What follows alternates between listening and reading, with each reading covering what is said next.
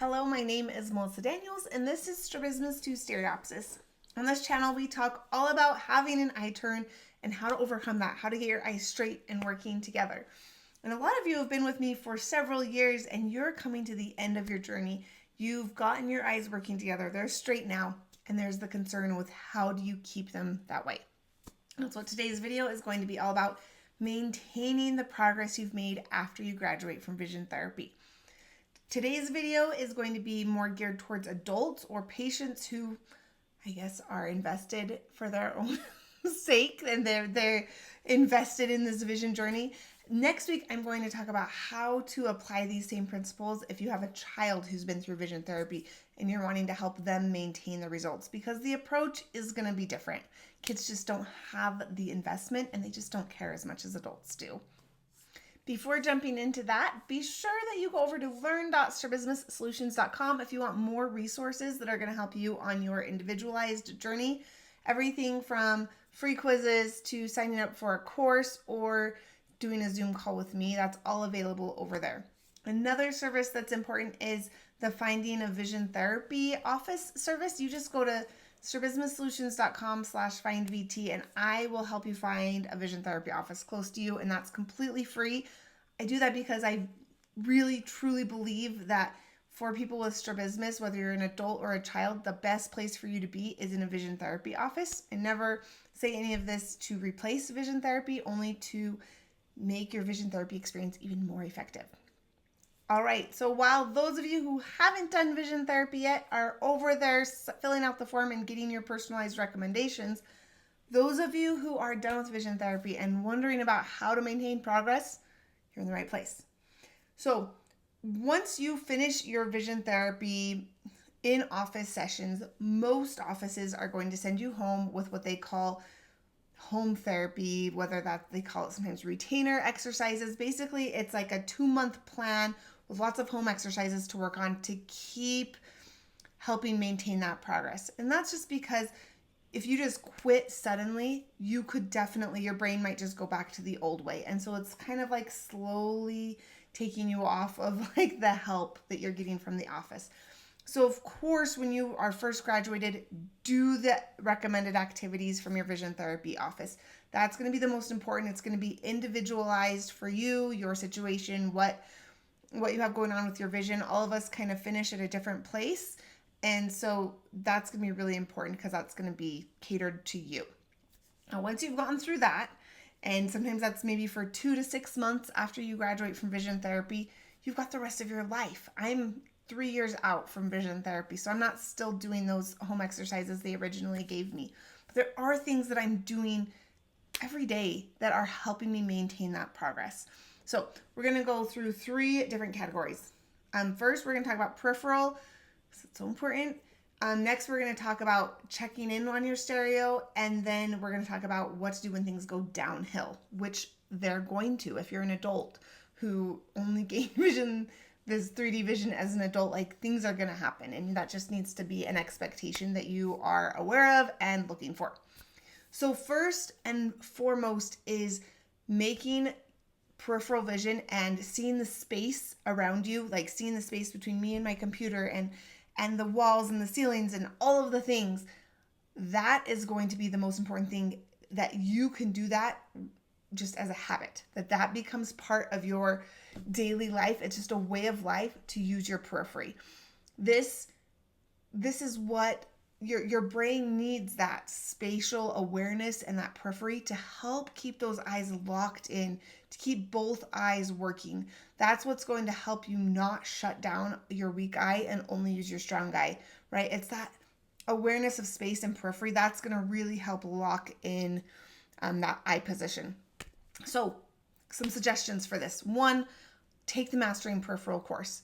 I promise you, it's going to teach you some techniques, how to apply it into your daily life. It would be perfect for someone who's looking to maintain progress, because it's not so much like do this like exercise that's really difficult to set up. It's not that. It's how are you going to see space and use your periphery in daily life. That's what you need right now. So definitely take the Mastering Peripheral course. Of course, I will put a link in the description. some things that you're going to learn in that course, I'll just kind of touch on some things that you can be aware of right now. When you're walking, be aware of movement in your periphery. So if you're walking down a sidewalk, it's going to feel like trees are moving past you. This is like motion parallax. So being aware of motion, that's going to help you engage that periphery. But doing that all the time. Every time I go for a walk, I'm always watching trees go past me. That has just become a habit. So creating these habits of being aware of the space. So that's a big one that I use, is the motion parallax. Every time I'm walking down a hallway, I love to like think, okay, can I see both sides of the hallway and the ceiling and the floor, and like looking through like this tunnel, but trying to open up space. Something about hallways, I'm always trying to like expand that periphery and space in a hallway. When I'm driving, especially when maybe I'm feeling a little nervous, maybe it's darker outside, or there's like a lot of lights and the road's not well lit, something like, those times where you're a little less comfortable driving, I try to be aware of my steering wheel and try to be aware of like my surroundings. So I like to like look for the lights in my periphery. That really helps. So another thing to think about is you may have worked on your periphery during vision therapy. Hopefully you worked on your periphery. I'm guessing you did. And you got used to being aware of your periphery when you were doing eye exercises. Like, oh, I'm doing an eye exercise. In order for it to work, I need to be aware of space and see big and look soft. All these things that you would hear your vision therapist tell you. And then you go out and ride a bike and you throw that all out the window and you're like tunnel vision, okay? Or you're working on your computer and you throw all of that out and you're just like focusing on one word at a time, right? It's really easy to do. And so a big part of maintaining progress is taking those peripheral skills or whatever skills you learned and then applying them into real life.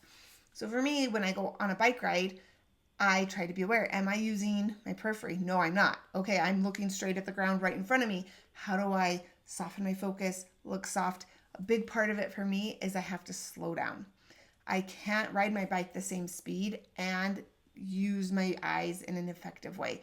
And so it means slowing down, being aware, taking it one step at a time. So that's going to be the case for all these different activities that maybe you did before with only one eye. Now you're going to try to do them with two eyes, and you have to give your brain time to develop that, because that's where the progress sticks, is when you actually are using both eyes during your daily living tasks, while you're chopping vegetables, while you're driving. That's what's going to solidify it and make everything stick. You have to be using these visual skills all the time. Creating those habits is going to make a really big difference. But also there are going to be times where you need to check in and make sure, am I using both eyes? Because even if you're using your periphery, you can still have great periphery and only be using one eye. And using both eyes, again, that's what's going to help you maintain progress.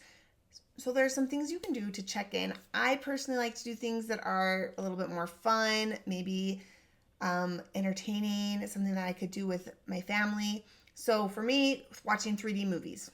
If I'm going to the movie theater and a movie is offered in 3D, I always opt for the 3D option. I have a 3D TV at home. I try to watch 3D movies as often as possible. It usually only happens once a month or every other month. So it's not something that's happening super frequently at my house. But watching 3D movies, and you can also watch 3D movies on YouTube, that is something that's so good, because in order to see the depth, you have to be using both eyes.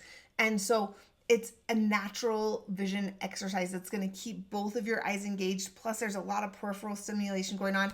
So that's one of my favorite maintenance activities, is just watching 3D movies. It's easy. It's engaging. It's really good for your vision. It's going to make you probably pretty tired sometimes if it's been a while since you've done that sort of thing. So 3D movies are great. I wish that I could use this, but I can't see these pictures. But many of you will have achieved Randot stereo vision, which means you can look at these magic eye pictures and see like a hidden picture in there. I can't, so I can't use this, but it's such a good one, because these pictures, you find them all over. You find them like scrolling Instagram. Someone will have a magic eye picture, or you're at the doctor's office and there's one on the wall, or you could have one of these books on your bedside or on your coffee table, right? look at it. If you know what these are, then hopefully you already know how to do it. But you can, look through the page and do all the things with your vision that I can't do. And then you have this magic picture floating. These are amazing for your vision. Again, you're checking to make sure are both eyes still working. So that's something that's really fun. Those pictures, I feel like, kind of show up all over the place. So whenever you see one, always make a point of like, oh, it's a magic eye picture. I'm going to just check in. Am I able to see it? Okay, I can still see it. We're doing really good. Another one that I actually do this one all the time if I'm ever second guessing, if I'm using both eyes. Sometimes I'll feel like, oh man, it feels like this eye is like pointing straight up. I don't know why it feels that way, but sometimes it just feels off and I'm worried that I'm not using it. And so I just hold up my finger in front of my face like this and look in the distance. And if I can see two fingers in my periphery, I'm looking far, but here in my peripheral vision, I can see two fingers, then I know both eyes are turned on. And so I'll do that frequently when I'm sitting in a meeting or at church or something and I'm looking out in the distance. I'll just kind of put my finger up and be like, okay, there's two fingers. We're good. So that's called physiological diplopia. It's kind of the idea of a Brock string where you're looking a single and everywhere else is double. That's for me, a good one to just check in. Another one that I do a lot, I have a VR headset, and so I have like games, like I actually do exercise on there. I'm such a nerd, but that's how, like, a lot of times, like, I'll do like boxing workouts or things like that. And so I'll do my 30-minute workout, which isn't really anything to do with strabismus, but then I'll jump over into a vision therapy program and spend 2 minutes just kind of double checking, making sure I'm able to see the depth. So those are things to check in. Now, let's say you go to check in. Now we're going to go to the third area. So you check in and you realize, oh my gosh, I am only seeing one eye, or I can't make the magic eye picture work, or the 3D movie is not popping, right? There are going to be times where things aren't going the way you want, especially if you're sick, if you're stressed, if you're tired, if you're pregnant, if you have a baby. Like, there's so many things that are going to change your vision, and you're going to notice that this might happen from time to time. And so in those cases, that's when I would go back to the home therapy that you were assigned. So like those official exercises, whether that's the Brock string or, like these kind of like the lifesaver cards. This is going to be more individualized based on what you were doing. A lot of vision therapy programs, you do like a home program, like on the computer. And I know at our office, like my kids can still access the Vision Builder program that they used while they were in therapy. And so if they're ever like, oh, I'm having a hard time, I just say, okay, go in there and do the jump versions or whatever they had been working on while they were in therapy. And you can do those exercises. And I would say for me, that's happening. I mean, I work at a vision therapy office, so it's a little easier for me. But I would say like every other month, I go in and I'm like, oh, I don't feel like my vision's right. And so I'll grab some eye exercises, do them, and then I'll be like, okay. And it like resets my system and I'm fine again. And so don't throw away your vision exercises. Just revisit those. I think the lifesaver card, or there's one really similar to this. It's like eccentric circles. Those ones are really good if you're able to do them because it's something simple that you can just like have in a bedside table or in the car or something like that. Like it's not bulky. And it's a really good eye exercise where you're really having to coordinate both eyes together. So if you're able to do those are a really great one that is a quick check-in. I personally use the vectogram because that's a little bit more my level that I can handle. So I'll check in on that. Looking near and far can really help. And then of course, I love virtual reality. So I will jump into like one of the vision therapy programs that I have, and I will just spend 20 or 30 minutes and do all whether like in Optics Trainer, I do the daily workout, Equalize. I have some specific ones. I like to do the bubbles, and I like to do the Coit and the Brock string. So there's different things in different apps, but I'll go through and really kind of do like a home therapy session, like 30, 45 minutes. And that usually will reset things and kind of get me back. Sometimes there's been times where I'll have to do that for a couple days or maybe 2 or 3 days in 1 week. And then it kind of brings me back to where I was. So even if you feel like, oh my gosh, I'm getting double vision, or my eye turn kind of came back, if you just go back to some of those vision therapy exercises you were doing before, you're going to be able to get right back to where you were pretty quickly. It's not something that happens overnight where you lose everything and it takes years to come back. It's not like that. You might feel a loss, but then within a day or two, you can get back right where you were before.